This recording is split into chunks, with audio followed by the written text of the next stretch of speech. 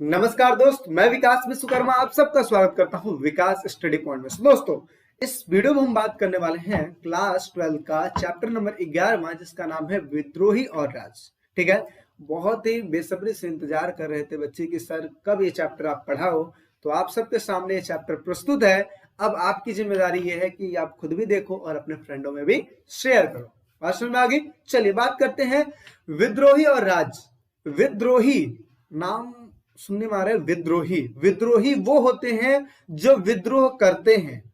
विद्रोही वो होते हैं जो विद्रोह करते हैं, और राज का मतलब होता है राज्य करना। ठीक है, अब इसका पूरा समझने का तात्पर्य यह है कि एक डेट है 10 मई 1857। 10 मई 1857 को एक विद्रोह होता है, और वो विद्रोह स्टार्ट होता है सिपाहियों से। आप सबको पता है कि 1757, जो कि मैंने पिछले चैप्टर में बताया था कि 1757 में एक प्लासी का युद्ध हुआ था, और जिसकी वजह से ईस्ट इंडिया कंपनी बंगाल पे छा गई थी। इतनी बात हो गई थी।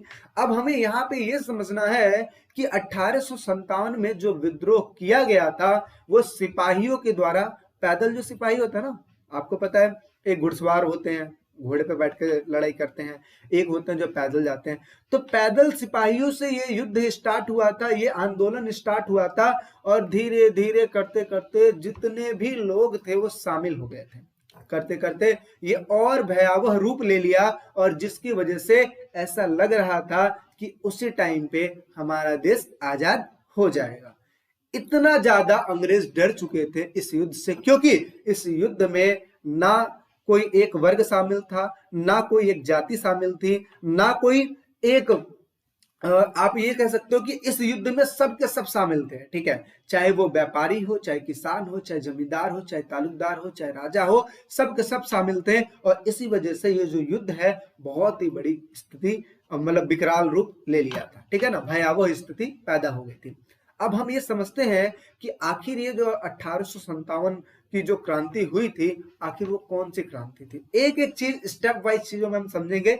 सबसे पहले यहाँ पे मैं समझा दूं, ये देखिए इमेज है। ठीक है, इस इमेज में आपको नजर आ रहा होगा कुछ लोग हैं जो कि घोड़े पे बैठ के लड़ाई कर रहे हैं, और यहाँ पे अंग्रेजी सिपाही हैं जिनके हाथों में बंदूक है या फिर भाले हैं, जिसकी वजह से वो लड़ाई करते हैं। अब यहाँ पे समझने वाली बात है कि मेरठ छावनी में सिपाहियों ने 10 मई 1857 की दोपहर पश्चात विद्रोह कर दिया। यानी कि 10 मई 1857 को एक विद्रोह हुआ। ठीक है, पैदल सेनाओं से विद्रोह स्टार्ट हुआ था, धीरे धीरे करते करते घुड़सवार वर्ग भी शामिल हो गए थे, और फिर ये जाकर शहरों में फैल गया था।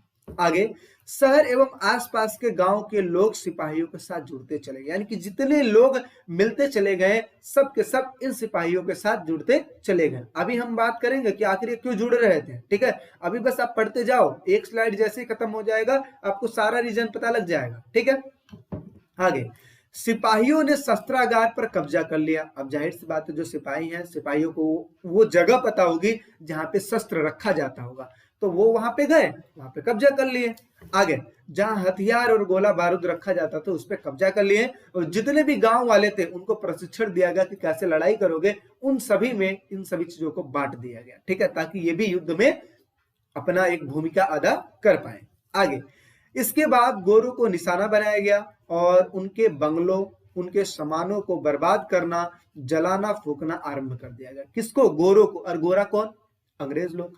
ठीक है, तो अंग्रेज लोगों को, यहाँ पे अंग्रेज लोगों के बंगलों को जला दिया गया, उनके सामानों को जला दिया गया, उनसे लड़ाई की गई, उनको मारा गया, हर एक चीज किया गया था। आगे रिकॉर्ड दफ्तर, जेल, सरकारी खजाने, डाक खाने, अदालत जैसी सरकारी इमारतों को लूट कर बर्बाद किया जाने लगा। यानी कि जितना भी अंग्रेजों का संपत्ति, मतलब एक तरीके से समझ लो कि जितना भी वो यहाँ पे सिस्टम बना रखे थे, सबको सब तहस नहस कर दिया गया 1857 में। जब जब आप पढ़ो ना, अपने दिमाग में बस सोचते जाओ कि अच्छा ऐसा हुआ था, ऐसा हुआ था, ऐसा हुआ था। बस ये इमेजेस आपके दिमाग में चलनी चाहिए। ठीक है, आगे समझते हैं। संपूर्ण शहर को दिल्ली से जोड़ने वाली टेलीग्राफ लाइन को काट दिया गया था। इसका मतलब क्या है? आपको पता होगा कि जब भी कहीं पे युद्ध होता है, जैसे आप देखते हो कश्मीर में, कश्मीर में जब भी कोई विवाद हो जाता है या फिर कभी भी ऐसी स्थिति पैदा हो जाती है जिससे लगता है कि यार ये कहीं एक आंदोलन का रूप ना धारण कर ले, तो उस टाइम पे पूरे नेटवर्क को काट दिया जाता है। जैसे 370 धारा जब हटाई गई थी उस टाइम पे नेटवर्क को काटा गया था ना, ऐसे ही यहाँ पे भी नेटवर्क को काट दिया गया था ताकि कोई भी कहीं पे भी संदेश ना भेज पाए, किसी को भी सूचना ना भेज पाए। ठीक है, सूचना का बहुत बड़ा रोल होता है, जैसे होता है ना किसी को पहले से आगाह कर देना, तो इस चीज के लिए लाइनें काट दी गई थी। आगे समझते हैं। अंधेरा होते ही एक जत्था घोड़ों पर चढ़कर दिल्ली की ओर चला पड़ा। यहाँ पे क्या है, चल पड़ा, यानी कि जत्था घोड़ा कौन सा होता है? जत्था घोड़ा का मतलब क्या होता है? एक घोड़ों का टीम, जैसे मान लो 5 लोग 6 लोग 7 लोग का एक टीम, जिसमें सारे घोड़े पे होंगे और एक साथ निकलेंगे सूचना लेकर। ठीक है, यहाँ पे कोई एक ही व्यक्ति नहीं निकलेगा, मतलब 3 4 5 लोग साथ में निकलेंगे ताकि अगर मान लो कि रास्ते में कहीं आक्रमण हो तो सामना भी कर पाए। तो जत्था घोड़ा मतलब एक टीम होती है, 3 4 5, या आप बोल सकते हो एक छोटा सा घोड़ों का एक समूह होता है जो इस सूचना को लेकर जाता है। आगे 11 मई को दिल्ली पहुंचकर मुगल सम्राट बहादुर शाह को सारी बात बताई। अब बहादुर शाह जफर उस टाइम पे दिल्ली में थे, दिल्ली के लाल किले में थे, तो उनको सारी बात बताई गई। इस जत्थे घोड़े जो गया था, सारी बात उन्होंने बताई कि जी देखो देखो ऐसी सी बात है। अब कौन सी बात है, अब मेन चीज यहाँ पे समझते हैं। उनसे आग्रह किया गया कि नेतृत्व आप कीजिए, यानी कि जो हमने विद्रोह किया है ना उसका लीडरशिप आप संभाल लो, कि कैसे कैसे लड़ाई करना है, क्योंकि आपको एक्सपीरियंस, आपने बहुत सारे साम्राज्यों को जीता है, तो कैसे लड़ाई करना है आप उस चीज का मार्गदर्शन कीजिए। आगे बहादुर शाह के पास बात मानने के अलावा और कोई विकल्प ही नहीं बचा था, क्योंकि अंग्रेजों ने इनको भी टॉर्चर किया था। और उत्तर भारत में जैसे ही पता लगा कि दिल्ली पर विद्रोहियों का कब्जा हो गया, विद्रोहियों का मतलब यही जो सिपाही, जो सेना, जो व्यापारी लोग, जो जमींदार लोग, जितने भी लोग शामिल हो गए थे इस युद्ध में, सबको विद्रोही कहा गया। ठीक है ना, यानी कि जितने लोग अंग्रेजों के खिलाफ लड़ाई में भाग लिए थे उनको विद्रोही कहा गया, क्योंकि इन्होंने विद्रोह स्टार्ट किया था अंग्रेजों के खिलाफ। आगे तथा बहादुर शाह ने विद्रोह को अपना समर्थन दे दिया और विद्रोह और तेजी से फैल गया। ठीक है ना, और विद्रोह और तेजी से फैल गया। बात समझ में आ गई। ये देखिए जब दिल्ली में पहुंचे तो इस तरीके का नजारा वहां पे देखने को मिला था, जो कि 1857 का है। ठीक है, अब इस चीज का क्या रोल है, अभी इस चीज को समझाते हैं। सबसे पहले आप ये देखिए 1857 के विद्रोह के क्या कारण थे। अभी हमने ये समझ लिया 10 मई 1857 को विद्रोह हुआ। विद्रोह में हमने ये भी देखा पैदल सिपाहियों से स्टार्ट हुआ, धीरे धीरे सारे लोग इसमें शामिल होते चले गए, फिर दिल्ली पहुंचा गया।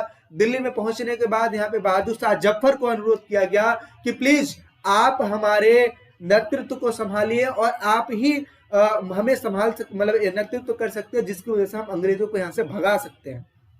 उन्होंने कहा कोई बात नहीं, मैं तैयार हूं उस चीज को करने के लिए। ठीक है, तो यहां तक बातें समझ में आ गई। अब हमें यहाँ पे समझने वाली बात यह है कि आखिर ये विद्रोह हुआ क्यों।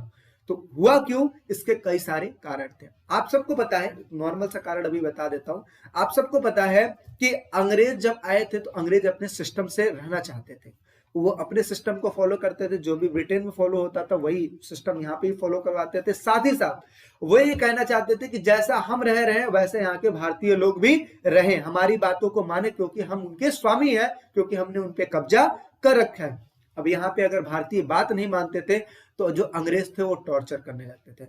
तो इस स्थिति को अगर देखा जाए तो इसी स्थिति में अंग्रेजों के खिलाफ भारतीयों के दिमाग में मतलब एक वो आ गया कि यार ये कैसे हम पे राज कर सकते हैं, हम चाहे अच्छे से रहें चाहे अच्छे से ना रहें, अंग्रेजों को उससे क्या मतलब है। लेकिन अंग्रेजों ने जब प्लासी का जो युद्ध किया था तो उसके बाद यहाँ पे कब्जा इन्होंने स्थापित कर लिया था। इतनी बात समझ में आ गई।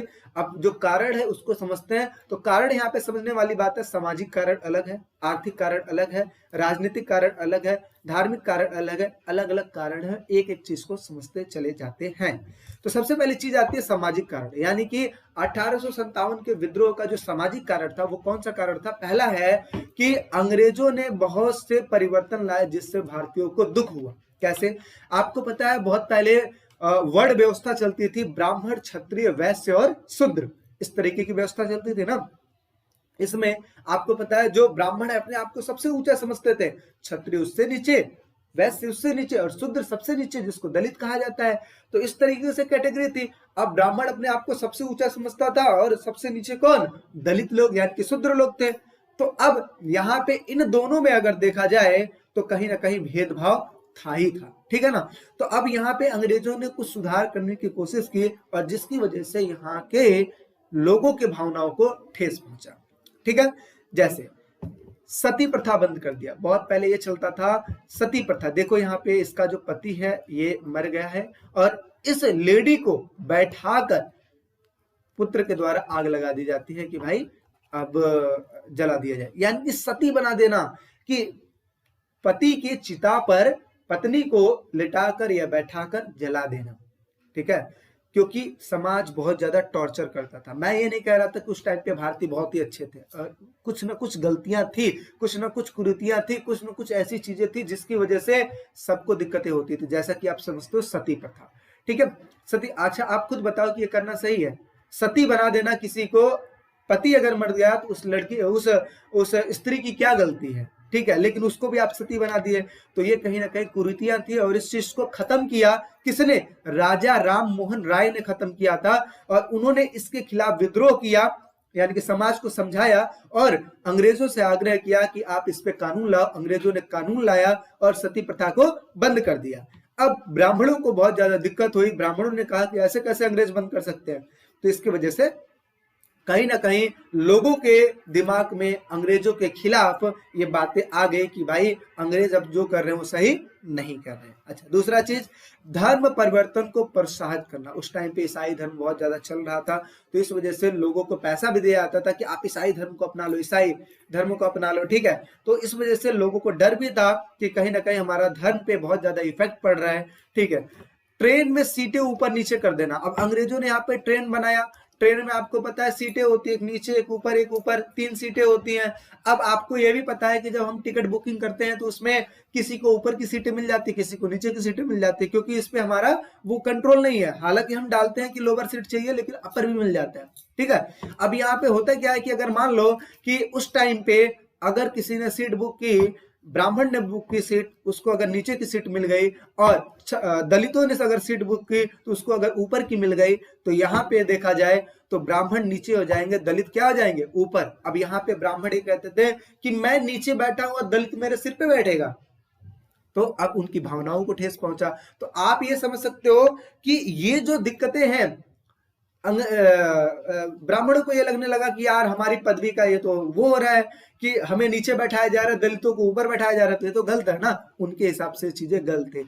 तो अंग्रेजों ने कुछ चीजें की जिसकी वजह से लोगों की भावनाओं को ठेस पहुंचा। तीसरी चीज, विधवा विवाह कराना, यानी कि अंग्रेजों ने कहा कि भाई विधवा विवाह हो सकता है, अगर इसका पति नहीं है तो अगर ये चाहे स्त्री तो विधवा विवाह कर सकती है, अदरवाइज उसकी मर्जी है कि वो क्या करना चाहे। इस तरीके के कानून लाते चले गए। आगे, अंग्रेज अधिकारियों द्वारा भारतीयों के प्रति तिरस्कारपूर्ण दृष्टिकोण, यानी कि अंग्रेज जो थे वो भारतीयों को अच्छी निगाहों से नहीं देखते थे, वो बहुत ही नीचे किस्म का मानते थे भारतीयों को, ठीक है। और कई जगहों पर तो ये भी लिखा जाता था कि Indian and dogs not allow, ये भी लिखा जाता था। तो एक तरीके से समझ सकते हो कि अंग्रेज क्या करना चाहते थे, ठीक है। आगे समझते हैं कि भारतीयों को यह लग रहा था कि ये पश्चिमी सभ्यता लादना चाहते हैं और कहीं ना कहीं ये सामाजिक कारण है।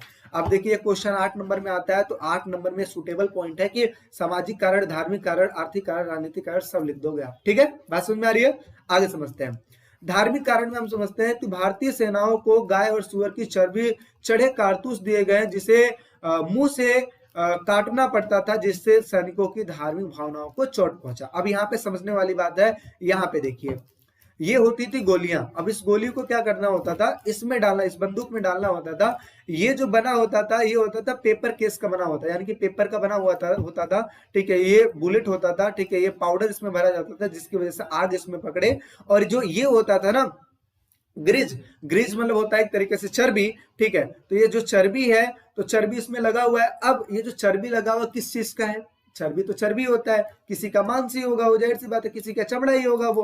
तो इससे लोगों का धर्म भ्रष्ट होता था कि जो पंडित आज तक मीट मांस नहीं खाए हैं, उनका खानदान नहीं खाता आ रहा है, उनको अब अगर सेना में वो भर्ती है तो उनको इस गोली को अपने मुंह से लगाकर काटना पड़ेगा, तो गलत हो जाएगा ना। तो ऐसे ही चीजों से, ऐसी ही कुछ चीजें हुई थी जिसकी वजह से विद्रोह फैला हुआ था, ठीक है। अब इसको मुंह से ऐसे फाड़ते थे, फाड़ने के बाद इसमें भरते थे, भरने के बाद एक डंडे टाइप में होता था जिससे अंदर ऐसे ठूस देते थे और फिर जाके फायर करते थे, तब जाके लगता था। तो इस तरीके की चीजें चलती थी।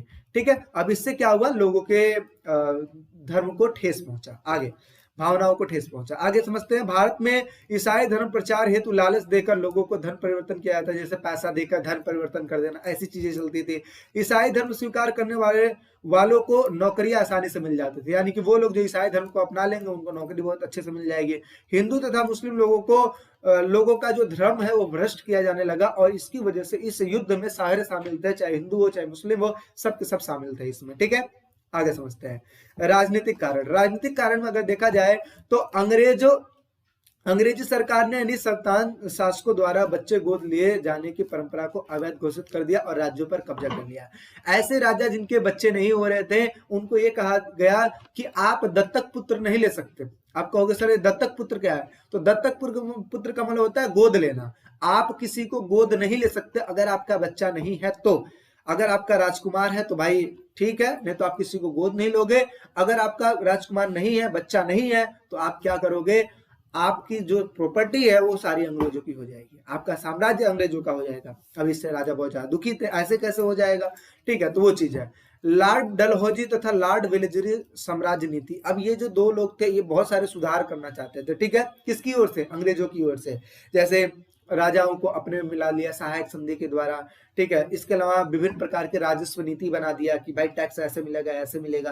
तो ये जो लोग थे ये विभिन्न प्रकार के टैक्स से संबंधित या राज्यों को कैसे कैसे क्या करना है उन सभी चीजों से संबंधित नीतियां बनाया करते थे। ठीक है, तो ये भी कहीं ना कहीं राजनीतिक कारण में आ जाएगा। नाना साहब और लक्ष्मीबाई के साथ अनुचित व्यवहार किया गया। अनुचित व्यवहार करने का मतलब क्या है कि रानी लक्ष्मीबाई को दत्तक पुत्र लेने नहीं दिया जाता था। ठीक है, और नाना साहब को कहीं ना कहीं राज्यों से बहिष्कृत कर देना, है ना, अंग्रेजों के द्वारा प्रताड़ित करना, ये कहीं ना कहीं कारण था। आगे राजाओं की रियासतों पर कब्जा कर लिया गया, यानी कि उनकी जमींदारी जितनी भी साम्राज्य थे उस पर कब्जा कर लिया गया। नए नए प्रकार के राजस्व कर लागू कर दिए गए। अंग्रेजों द्वारा जनता पर बहुत ज्यादा अत्याचार किया गया, और ये कहीं ना कहीं राजनीतिक कारण में आ जाता है। आगे समझते हैं आर्थिक कारण। आर्थिक कारण में देखा जाए तो जमींदारों की जागीरों को छीन लिया गया था, जागीर इनकी प्रॉपर्टी को छीन लिया गया था।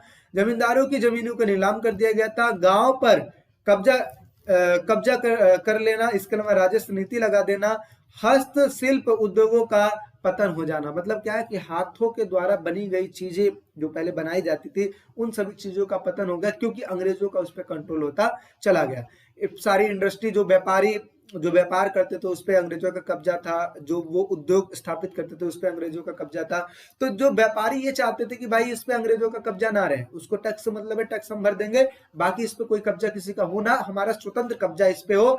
आज मैं अगर उद्योग खोलता हूं तो क्या उसमें गवर्नमेंट का कब्जा हो जाएगा, क्या नहीं, गवर्नमेंट का सिर्फ हक है कि टैक्स ले बस। ठीक है, बाकी किसका होगा, बाकी मेरा ही होगा ना। तो यही वाली बात है, उस टाइम के व्यापारी यही चाहते थे कि जो भी उद्योग खोला जाए अंग्रेजों का उस पर कोई भी इन्वॉल्वमेंट ना हो। आगे जो लोग शिक्षित भारतीय थे उनको भी अंग्रेजों के समान उच्च पद तथा समान नहीं दिया जाता था। यानी कहने का मतलब ये है कि जो शिक्षित भारतीय थे, जो पढ़े लिखे भारतीय थे, उनको भी कहीं ना कहीं उचित पद नहीं मिलता था, अच्छा लेवल नहीं मिलता था, और सम्मान भी नहीं दिया जाता था। ठीक है, आगे समझते हैं। देश का धन अंग्रेज बाहर भेजने लगे थे, और जिसकी वजह से आर्थिक असंतोष फैल गया, विद्रोहियों का रूप धारण कर लिया था। ठीक है, और कहीं ना कहीं ये आर्थिक कारण में आता है। अब हम समझते हैं सैनिक कारण।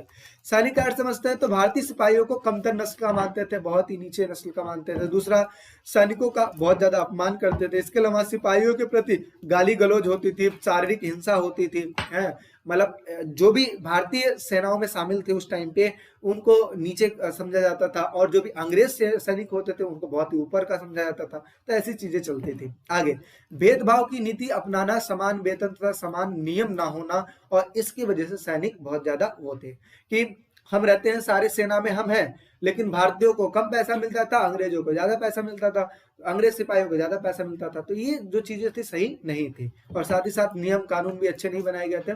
भारतीय सिपाहियों के लिए अलग और अंग्रेजों सिपाहियों के लिए अलग बनाया गया था। आगे चिकनाई युक्त कारतूसों के प्रचलन से सैनिकों को गहरा चोट पहुंचा, क्योंकि आखिर वो गोली को निकालेगा कौन, सिपाही निकालेंगे ना, और सिपाही में भी कई सारे ऐसे थे जो पंडित थे, उनके धर्मों को ठेस पहुंचा, उनकी भावनाओं को ठेस पहुंचा, और इसकी वजह से कहीं ना कहीं सैनिक कारण में आ जाता है। आगे समझते हैं। तत्कालीन कारण, तत्कालीन का मतलब होता है कि आखिर इतनी सारी जो चीजें चल रही थी ये तो बहुत पहले से चलती आ रही थी, लेकिन ऐसा क्या हुआ जिसकी वजह से ये चीज हो गया?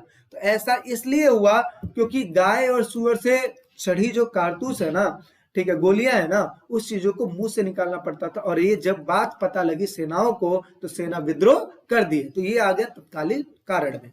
आगे समझते हैं, इससे सैनिकों को धार्मिक भावनाओं को ठेस पहुंचा और इस सूचना से हिंदू और मुसलमान दोनों ही नाराज होकर इन कारतूसों के प्रयोग से इनकार कर दिया गया, और भारतीयों को यह लगा कि अंग्रेज उनका धर्म भ्रष्ट कर रहे हैं और उनको ईसाई बनाना चाहते हैं, और इस वजह से अंग्रेजों ने तुरंत लड़ाई शुरू कर दी, भारतीयों ने तुरंत लड़ाई शुरू कर दी अंग्रेजों के खिलाफ। इतनी चीज समझ में आ गई। तो ये तो था कारण, जिसमें हमने कारण पढ़ लिया। 8 नंबर के लिए सुटेबल पॉइंट है, आप लिख सकते हो। अब हम ये समझते हैं कि कौन कौन से ऐसे राजा थे जिन्होंने इस युद्ध में पार्टिसिपेट किया। तो पहला, झांसी से रानी लक्ष्मीबाई, जिनको पुत्र गोद लेना, यानी कि ये क्यों शामिल थे? क्योंकि इनको पुत्र गोद नहीं लेने देते थे, क्योंकि इनका खुद का पुत्र नहीं था। अच्छा, दूसरा चीज, अवध में, अवध के जो उस टाइम के जो नेता, मतलब वो लीडर थे, मतलब एक तरीके से राजा बोल सकते हो, राजा थे, उनका नाम था वाजिद अली। ठीक है, वाजिद अली को अंग्रेजों ने क्या किया, यहाँ से अवध से हटा दिया। ठीक है, और ये करके हटा दिया कि आप अच्छे शासक नहीं हो, और इनको भेज दिया गया कोलकाता। ठीक है, आप कोलकाता चले जाओ। ठीक है, अब यहाँ इनको कोलकाता भेज दिया गया। अब इनके साथ ही साथ इनको पेंशन भी खत्म कर दी गई थी। अब इनका जो पुत्र था, जिनका नाम था विरजिस कद्र, ठीक है, विरजिस जो कद्र था, यहाँ की जनता वाजिद अली जो थे उनसे बहुत ज्यादा खुश होती थी। अब राजा तो चले गए कोलकाता, अब इनके पुत्र को अपना लीडर बना ली। हालांकि ये जो विरजिस कद्र जो थे, ये इनकी ज्यादा उम्र नहीं हुई थी, कमी उम्र में सारी जनता ने मिलकर लीडर चुन लिया था। और जो पार्टिसिपेट करने वाली बात है, 1857 में जो पार्टिसिपेट किया गया था, ये इनकी जो मम्मी थी उनका नाम था हजरत महल। ठीक है, ठीक है, उनको वो शामिल हुई थी, यानी कि वाजिद अली की जो पत्नी थी, विरजिस कद्र की जो माँ थी, वो इस युद्ध में शामिल हुई थी। ठीक है, आगे समझते हैं, ये भी शामिल हुए थे, विरजिस कद्र भी शामिल हुए थे। आगे समझते हैं, कानपुर से कौन लड़ा था? नाना साहब लड़े थे। और नाना साहब के साथ दिक्कत क्या थी कि लॉर्ड डलहौजी ने उनकी पेंशन को बंद कर दिया था, और साथ ही साथ इनके पास और कोई विकल्प ही नहीं बचा था कि अंग्रेजों के खिलाफ लड़ेंगे नहीं तो और कोई विकल्प ही नहीं, तो इसलिए लड़ लो भाई। आगे आरा यानी कि बिहार से देखा जाए तो कुंवर सिंह, जनता के आग्रह पर, जनता ने इनसे रिक्वेस्ट की कि भाई आप हमारा लीडरशिप करो, तो इस वजह से इन्होंने नेतृत्व किया, और आरा के स्थानीय जमींदार थे एक तरीके से। ठीक है, तो इन्होंने ये शामिल हो गए युद्ध में। आगे दिल्ली में अगर देखा जाए तो बहादुर शाह जफर, ठीक है, याद करो जो मैंने बताया था सबसे पहले कि जो जत्था घोड़ा था दिल्ली पहुंचा, आगरा में, दिल्ली पहुंचा लाल किला में जब पहुंचा तो बहादुर शाह जफर से अनुरोध किया, तो दिल्ली से कौन लड़ने लगा? बहादुर शाह जफर लड़ने लगे। आगे समझते हैं, जनता के आग्रह को मान लिया और लीडरशिप किया। और ये युद्ध इतना ज्यादा भयानक इसलिए हुआ क्योंकि इसमें राजा के अलावा जमींदार, तालुकदार, किसान, व्यापारी, सैनिक, राजा, पंडित, मौलवी, साथ ही साथ आम जनता, सबके सब शामिल थे। इस वजह से ये जो युद्ध है बहुत ही विकराल रूप धारण कर लिया। समझ में आ गया? अब यहाँ पे समझिए, जैसे कुछ और इमेजेस में आपको दिखा देता हूँ जो कि आपको याद रहेगा। जैसे मंगल पांडे, रानी अवंतीबाई, ठीक है, नाना साहब, बहादुर शाह जफर, रानी लक्ष्मीबाई, तात्या टोपे, कुंवर सिंह, बख्त खां और लियाकत अली और बेगम हजरत महल, जो कि मैंने बताया ना, विरजिस कद्र की माँ और वाजिद अली की पत्नी थी। ठीक है, इन्होंने युद्ध में भाग लिया था। तो ये सारे लोग शामिल थे, जिसकी वजह से ये युद्ध और भी विकराल रूप धारण कर लिया था। अब यहाँ पे आपको समझने वाली बात है कि स्वतंत्रता, ठीक है, स्वतंत्रता संग्राम, ठीक है, स्वतंत्रता संग्राम, प्रथम स्वतंत्रता संग्राम किसको कहा जाता है? तो प्रथम स्वतंत्रता संग्राम किसको कहा जाता है? 1857 में जो युद्ध हुआ था, ठीक है, इसे ही प्रथम स्वतंत्रता संग्राम का नाम दिया जाता है। तो ऐसा भी क्वेश्चन 1 या 2 नंबर में पूछा जाता है। और ये प्रथम स्वतंत्रता संग्राम क्यों कहा जाता है? क्योंकि ये युद्ध इतना भयानक था, ये आंदोलन इतना भयानक था कि ऐसा लग रहा था कि उस टाइम पे ही हमें आजादी मिल जाएगी अंग्रेजों के द्वारा। बट आगे चल के ये जो युद्ध है, जो आंदोलन है, ये विफल रहता है। और क्या क्या कारण थे ये हम आगे समझेंगे। अभी हम ये समझते हैं कि आखिर जो लोग इसमें लड़ाई किए थे, इनके क्या क्या मतलब किस किस लिए शामिल थे, क्या क्या रीजन थे जिसकी वजह से लोग शामिल इसमें थे। तो अभी तो हमने सामाजिक आर्थिक ये सारे कारण तो हमने पढ़ लिया। अब हम एक एक इंडिविजुअल की बात करेंगे कि किसान क्या चाहते थे, तालुकदार क्या चाहते थे, जमींदार क्या चाहते थे, व्यापारी क्या चाहते थे, ठीक है, अंग्रेजों से। तो सारी चीज के बारे में पढ़ने वाले हैं। देखिए लिखा है कि विभिन्न सामाजिक समूहों की दृष्टि में कितना फर्क था, यानी कि जो लोग इसमें शामिल थे उनके दृष्टिकोण में कितना फर्क था। यानी कि व्यापारी क्या सोचते थे, जमींदार क्या सोचते थे, क्या ये दोनों एक ही बातें सोचते थे, या क्या दोनों एक ही कारण की वजह से लड़ाई किए थे, या दूसरों के अलग अलग कारण थे। इन सभी चीजों को हम पढ़ने वाले हैं। तो देखिए पहला लिखा है कि शासक और राजा और नवाब ये क्यों युद्ध में भाग लिए, इसके पीछे रीजन समझिए। तो बहादुर शाह, नाना साहब, लक्ष्मीबाई, कुंवर सिंह आदि अपनी खोई हुई सत्ता प्राप्त करना चाहती थी। जो सत्ता छूट गई थी वो प्राप्त करना चाहती थी, और इसके लिए शासकों ने अपने अपने क्षेत्र से लोगों का नेतृत्व किया था ताकि इनकी खोई हुई सत्ता वापस मिल जाए। इन्होंने पार्टिसिपेट क्यों किया, क्योंकि खोई हुई सत्ता इनको वापस मिलनी चाहिए। दूसरा जमींदार और तालुकदार। तो देखिए अंग्रेजों ने जमींदारों तथा तालुकदारों को उनकी सत्ता से बेदखल कर दिया था, ठीक है। किसको, तालुकदारों को उनकी जागीरें छीन ली गई थी, जमींदारों को उनकी जमींदारी को नीलाम कर दिया गया था, और इस वजह से ये जो जमींदार जो तालुकदार थे इन्होंने आक्रमण किया, विद्रोह में भाग लिए अंग्रेजों के खिलाफ। दूसरा, इनकी जागीरों को नीलाम कर दिया गया था, गांव पर कब्जा कर लिया गया था। जमींदार अंग्रेजी राज को समाप्त करके अपनी संपत्ति को वापस लाना चाहते थे, यानी कि ये सोचते थे कि अंग्रेजी राज खत्म हो जाएगा ना, तो इनकी जो संपत्ति जो गई हुई है वो वापस आई जाएगी। आगे समझते हैं किसान क्यों शामिल थे। तो अंग्रेजों ने तरह तरह के राजस्व लगा दिए थे जिसकी वजह से किसानों को लगान चुका पाना मुश्किल था, और फसलों के उचित मूल्य नहीं मिल पाते थे। एक तो लगान नहीं चुका पाते थे, दूसरा जो फसल उत्पादित होती थी उसका मूल्य अच्छे से नहीं मिल पाता था। आगे कभी कभी उनको उनकी जमीनों से बेदखल भी कर दिया जाता था। किसान साहूकारों तथा ऋणदाताओं के चंगुल में फंस चुके थे। तो ऐसे लोग जो ऋण देते थे किसानों को, अब उनका धीरे धीरे फसलों का उचित रेट मिलेगा नहीं, तो ये पैसे चुका पाएंगे नहीं, और धीरे धीरे इनका रेट बहुत ज्यादा हाई हो जाता था, ब्याज पे ब्याज लगने लगता था, और आगे चल के किसानों की जमीनों को ले लेते थे। आगे किसान इन सब चीजों में सुधार चाहते थे, और जिससे उनकी जिंदगी बेहतर हो पाए, यानी कि वो चाहते थे कि अंग्रेज इन सभी चीजों में सुधार करें जिसकी वजह से किसानों की स्थिति सुधर पाए, ठीक है। आगे समझते हैं व्यापारी वर्ग क्या चाहते थे। तो अंग्रेजों ने उद्योगों को अपने हाथों में ले लिया था, तो व्यापारी ये चाहते थे कि जो जिन्होंने जिस चीज को उसने अपने हाथों में लिया है वो आप वापस कर दें। दूसरा चीज, टैक्स की कीमत बढ़ा दी गई थी, टैक्स भी बहुत ज्यादा लेते थे। आगे व्यापारियों को अपनी आजीविका चलाने के लिए छोटे छोटे व्यापार करना पड़ रहा था, और व्यापारी चाहते थे कि टैक्स की कीमत कम किया जाए, और उद्योगों पर एकाधिकार पाना चाहते थे, यानी कि वो चाहते थे कि एकाधिकार किसका रहे, सिर्फ व्यापारी का रहे। टैक्स की कीमत क्या हो, एक टैक्स की कीमत कम हो, ताकि व्यापारी इजिली अंग्रेजों को टैक्स चुका पाए। आगे सेना क्यों शामिल होना चाहते थे। तो भारतीय सिपाहियों को कमतर नस्ल मानते थे, कि भाई जैसे अंग्रेज सिपाहियों को इंपॉर्टेंस मिलती थी वैसे भारतीय सिपाही को नहीं मिलती थी।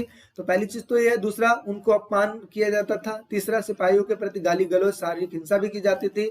आगे भेदभाव की नीति अपनाना, समान वेतन और समान नियम न होना, यह भी कहीं ना कहीं कारण था जिसकी वजह से सेना ने भाग लिया, ठीक है। और सेना इन सब चीजों में सुधार चाहती थी। चिकनाई युक्त कारतूसों के प्रचलन से सैनिकों को बहुत ज्यादा गहरा धक्का लगा, क्योंकि उनका धर्म भ्रष्ट हो रहा था। सैनिक चाहते थे कि उनको इज्जत मिले, अच्छा वेतन मिले, कारतूस युक्त गोलियों का प्रयोग न करना पड़े, और ये सभी मंसूबों के साथ इन्होंने युद्ध में पार्टिसिपेट किया था। इसके अलावा धार्मिक नेता क्या चाहते थे, यानी कि पंडित और मौलवी क्या चाहते थे। तो इनका तो सिंपल सा एक ही, इनका धर्म भ्रष्ट हो रहा था, और इस वजह से ये चाहते थे कि जो धर्म है वो भ्रष्ट ना हो। तो पंडित और मौलवी दोनों ने ईसाई धर्म को फैलने का विरोध किया। अच्छा, दूसरा, वे चाहते थे कि पश्चिमी संस्कृति जो है यहाँ पर हावी ना हो पाए। तीसरा, धर्म भ्रष्ट ना किया जाए, लोगों का धर्म परिवर्तन ना किया जाए, तो ये चाहते थे। आगे अफवाहें और भविष्यवाणी में अगर हम देखें तो अफवाहें और भविष्यवाणियों के जरिए लोगों को उकसाया गया। अब देखिए यहाँ पे अब समझने वाली ये बात है, यहाँ पे ये समझिएगा। अभी तक तो हमने ये समझ लिया कि कितने सारे लोग युद्ध में पार्टिसिपेट किए थे और उनके क्या क्या विचार थे। अब हम ये समझते हैं अफवाहें और भविष्यवाणियां। अब इसका मतलब क्या हुआ जी। अफवाहें और भविष्यवाणियों का मतलब ये हुआ कि आखिर ये जो युद्ध हुआ ये जेन्युइन हुआ या कोई अफवाह फैलाई गई थी। जैसे अभी दिल्ली में आपने देखा होगा 3-4 साल पहले एक अफवाह फैली रात के टाइम पे कि अचानक नमक के रेट हाई हो गए हैं, ठीक है, अचानक नमक का रेट हाई हो गए और मैंने खुद मतलब अपने कॉलोनी में हमने खुद देखा कि लोग भागे जा रहे हैं दुकानों पे नमक खरीद रहे हैं, नमक खरीद रहे हैं, क्योंकि उनको ऐसा लग रहा था कि 500 रुपए किलो हो जाएगा। ठीक है, और शॉप पे गए तो देख रहे हैं कि वहां पे नमक ही नहीं मिल रहा है। तो वहां पे नहीं मिलता तो दूसरी शॉप पे जाते थे, पता लगता वहां पे भी स्टॉक कम पड़ गया। अब उनको भी ये बात नहीं समझ में आ रही कि आखिर ये नमक का रेट इतना हाई क्यों हो रहा है। ठीक है, अच्छा, बेचने वाले ज्यादा रेट पे बेचने भी लगे उसी टाइम पे, और फिर बाद में पता लगता है कि ये तो अफवाह ही थी। ठीक है, तो ऐसे ही इस टाइम पे 1857 में कहीं ना कहीं कुछ तो चीजें थी जो रियल फैक्ट थी, जिसकी वजह से 1857 का विद्रोह हुआ, और कुछ ऐसी चीजें थी जो रियल नहीं थी बल्कि फेक थी, लेकिन इसकी वजह से लोगों ने एक साथ होकर लड़ाई किया। फेक की वजह से भी बात ये की थी कि विद्रोहियों को एक करना है और लड़ाई करना है, तो फेक की वजह से ही ये विद्रोह हुआ था, और उसमें कुछ रियल पॉइंट भी थे जिसको जोड़ दिया गया, तो एक बहुत ही भयानक तबाही या फिर बोल सकते हो आंदोलन हुआ था। तो अफवाहें कौन कौन सी थी, तो देखिए, अफवाहें और भविष्यवाणियों के जरिए लोगों को उकसाया गया ताकि आप अंग्रेजों के प्रति विद्रोह करो। दूसरा, कारतूस में गाय और सुअर की चर्बी का लेप, ये भी क्या थी, अफवाह थी, ये भी कोई रियल नहीं बोल सकते, एक तरीके से अफवाह ही थी। ठीक है, कुछ ना कुछ चीजें थी। ठीक है, बाद में चेक भी किया गया तो कारतूस नजर भी आया।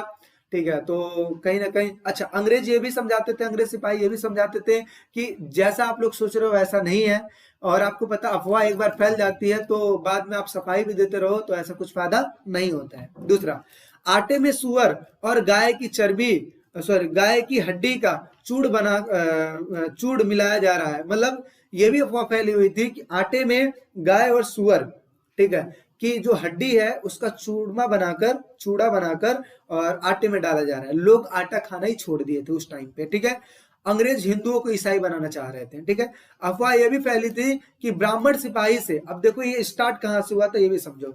अफवाह यह भी आई थी कि ब्राह्मण सिपाही से जब निजी जाति के खलासी ने पानी मांगा, तो नीची जाति के जो खलासी थे जो उसमें काम किया करते थे, उसने जब पानी मांगा तो ब्राह्मण ने यह कहकर मना कर दिया कि नीची जाति के स्पर्श करने से जो लोटा है जिसमें पानी है वो अपवित्र हो जाएगा। ऐसा किसको बोला, ऐसा उस नीची जाति के व्यक्ति को बोला। किसने, ब्राह्मण ने ये बात बोली थी, ब्राह्मण सिपाही ने ये बात बोली थी। आगे, खलासी ने उत्तर दिया कि वैसे भी तुम्हारी जाति भ्रष्ट होने वाली है, मतलब जैसे ब्राह्मण ने ये बात बोली कि तुम्हारे छूने से मेरा धर्म भ्रष्ट हो जाएगा, मेरा लोटा वो अपवित्र हो जाएगा। तो उसने कहा कि आपका जो धर्म है ना, आप बहुत घमंड कर रहे हो अपने धर्मों पे, आपका धर्म भ्रष्ट होने वाला है, क्योंकि जो आप गोलियों का यूज करते हो उसमें कारतूस का प्रयोग किया जाता है, उसमें गाय और सुअर की चर्बी का लेप लगाया जाता है।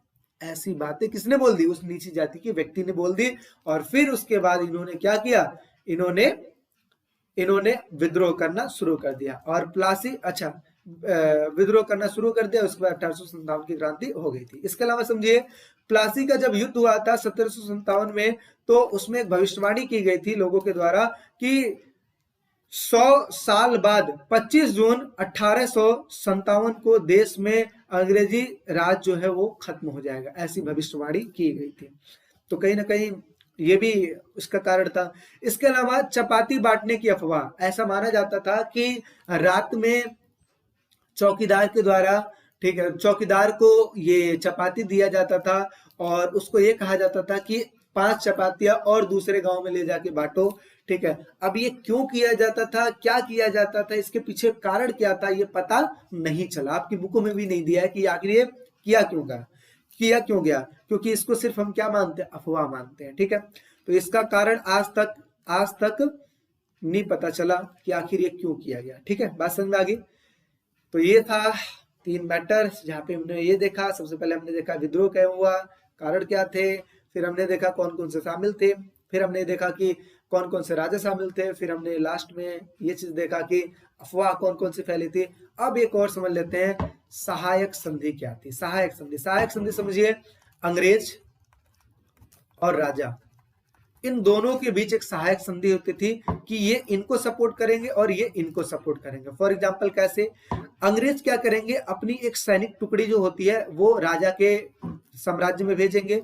अब ये अंग्रेज की जो सैनिक टुकड़ी यहाँ पे पहुंचेगी तो राजा इसका पूरा रख रखाव करेगा, इनको पूरा देखेगा कि क्या इनका खाना पीना रहना ये सारा चीज कौन करेगा? राजा करेगा।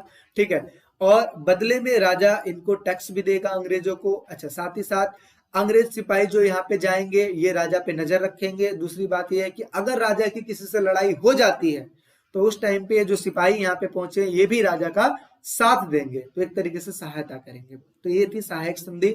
ठीक है, साथ ही साथ राजा को ये भी इंस्ट्रक्शन दिया गया था कि आप मुझे बिना बताए ना तो युद्ध कर सकते हो, ठीक है, और दूसरी बात यह है कि दूसरे के साथ संधि भी नहीं कर सकते, दूसरे राजा के साथ संधि भी नहीं कर सकते हो। तो देखिए क्या लिखा है, सहायक संधि लॉर्ड वेलेस्ली द्वारा 1798 में तैयार की गई एक संधि थी। अंग्रेजों के साथ यह संधि करने वालों को कुछ शर्तों को स्वीकार करना पड़ता था, जैसे अंग्रेज अपने सहयोगी की बाहरी तथा आंतरिक चुनौतियों से सुरक्षा करेंगे। यानी कि अंग्रेज जो है वो बाहरी तथा आंतरिक जो चुनौती है, राजा को जो भी चुनौती आती है, अगर कोई आक्रमण कर दे उस टाइम पे जो सेनाएं हैं वो राजा की हिफाजत करेंगे। दूसरा, सहयोगी पक्ष के भू क्षेत्र में एक अंग्रेजी सैनिक टुकड़ी तैनात की जाएगी। जैसा कि मैंने बताया कि अंग्रेजों ने सैनिक टुकड़ी भेजा कहां पे? राजा के पास। आगे, सहयोगी पक्ष को इस टुकड़ी के देख रेख की व्यवस्था करनी होगी। इसके साथ साथ अंग्रेजी पक्ष न सहयोगी पक्ष न तो किसी अन्य शासक के साथ संधि करेगा और न ही अंग्रेजों की अनुमति के बगैर किसी युद्ध में भाग लेगा। यानी कि जिसके साथ भी ये सहायक संधि होगी वो राजा किसी अन्य शासक के साथ कोई भी संधि नहीं कर सकता है और न ही बिना अंग्रेजों को बताए किसी युद्ध में भाग ले सकता है। तो इस तरीके से सहायक संधि की गई थी। तो आई होप सो आपको अच्छा लगा होगा सारी चीजें। ये था इसका फर्स्ट पार्ट। सेकंड पार्ट में और भी कई सारी चीजों के बारे में हम बात करेंगे, तो इंटरेस्ट भी आया ही होगा क्योंकि ये मजेदार टॉपिक ही है। समझ में आ गया?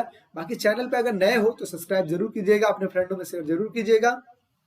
बाकी आप हमारे ऐप से जुड़िए। ऐप में ये सारे कंटेंट आपको सारा चीज दिखाया जाता है, ठीक है, उसमें आपको बिल्कुल ही ऐड देखने को नहीं मिलेगा, साथ ही साथ वहीं पे नोट्स मिलेगा, टेस्ट सीरीज मिलेगी, सब की सब चीजें आपको वहीं मिलेगी। तो फटाक से डिस्क्रिप्शन में लिंक होता है, जाइए प्ले स्टोर से डाउनलोड कीजिए विकास स्टडी पॉइंट और वहां पे स्टडी अच्छे से कीजिए। कोई दिक्कत परेशानी है तो आप मुझे कॉल कीजिए, अच्छे से बात कीजिए, पढ़िए, अच्छे नंबर लाइए। मिलते हैं एक नेक्स्ट वीडियो में। अभी के लिए टेक केयर, बाय बाय।